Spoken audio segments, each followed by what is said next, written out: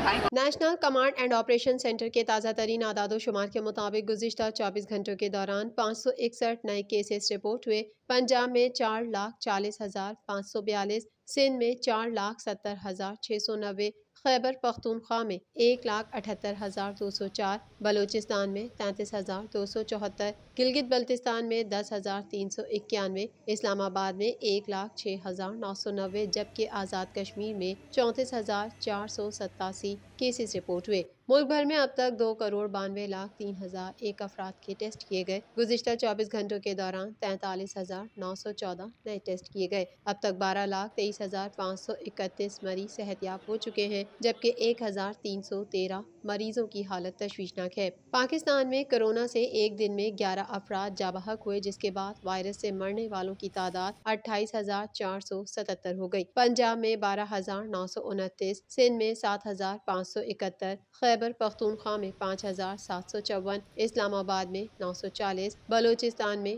356، گلگت بلتستان میں 186 اور آزاد کشمیر میں 741 مریض جان سے ہاتھ دھو بیٹھے۔